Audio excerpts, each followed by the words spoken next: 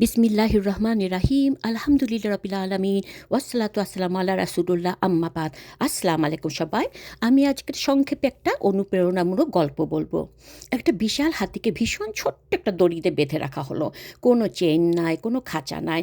রাস্তা দিয়ে যাওয়ার সময় একটা ছেলে এই ব্যাপারটা খেয়াল করে খুব অবাক হলো। তার চিন্তা হচ্ছে চাইলেই তো এই বিশাল হাতিটা ছোট্ট দড়ি এক নিমেষে ছিঁড়ে ফেলতে পারে। এটা তার জন্য কোনো ব্যাপারই না। তাহলে হাতি সেটা করছে না কেন? ছেলেটা অবাক হয়ে হাতির ট্রেনারকে পেয়ে জিজ্ঞেস করলো ঘটনা কী।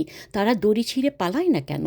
ট্রেনার বলল, এই হাতিগুলো যখন ছোট ছিল তখন এমন দড়িতে বেঁধে রাখা হতো তাদের।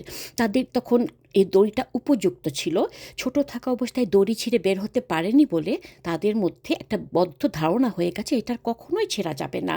যদিও তারা এখন বিরাট সাইজের হয়ে গেছে, তাও এখনও এই দড়িকে তারা সে আগের মতো শক্তিশালী মনে করে আর ছেঁড়ার চেষ্টাই করে না। হাতির মতোই আমরাও জীবনে এক পর্যায়ে আর কোনো চেষ্টাই করি না ব্যর্থ হওয়ার পরে। উদাহরণস্বরূপ বলছি, হেজাব পরা বা পর্দা করা। হয়তো যারা চেষ্টা করেছিলেন পরে আর ধরে রাখতে পারেননি বা কন্টিনিউ করতে পারেননি, তারা আর চেষ্টাই করেন না, ভাবে পারবো না।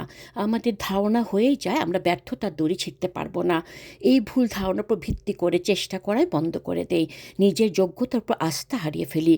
অথচ আরেকবার চেষ্টা করলে হয়তো ব্যর্থতার দড়ি আমরা ঠিকই ছিঁড়ে ফেলতে পারতাম। তাই যেখানে সবাই থেমে যাব সেখান থেকে আমাদের আবার শুরু করতে হবে। থেমে যাওয়া মানে হেরে যাওয়া। আর যারা অনেক পাপ করে ফেলেছি, আল্লাহর কাছে ক্ষমা প্রার্থনা করতে, তওবা করতে চেষ্টা আমরা চালাই যাব ইনশাআল্লাহ। আমরা যেন আল্লাহর রহমত থেকে কখনোই নিজেকে নিরাশ না করি। 5 ওয়াক্ত নামাজ পড়া যাদের এখনও হয়নি তারা চেষ্টা করলেই পারবেন। পারবো না বলে থেমে যাবেন না। দড়ি ছিঁড়ার চেষ্টা করতে থাকুন, দেখবেন নিশ্চয়ই পারবেন ইনশাআল্লাহ।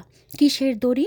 ওই যে মনের ভিতর ফজর পড়তে উঠতে পারবো না অলসতার জন্য, ঘুমের জন্য, শয়তানের ওয়াসওয়াসার জন্য, হেজাব পড়তে পারবো না, আমার গরম লাগে, আমাকে দেখতে সুন্দর লাগবে না ইত্যাদি নেগেটিভ চিন্তার দড়ি মনের ভিতর আপনাকে যে আটকে রেখেছে সেই দড়ি চেষ্টা করলে ছিঁড়তে পারবো।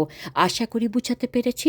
সূরা জুমারে 56 নম্বর আয়াত আল্লাহ বলেছেন, যারা নিজের উপর জুলুম করেছো আমার রহমত থেকে নিরাশ হও না, আল্লাহ ক্ষমাশীল ও দয়ালু।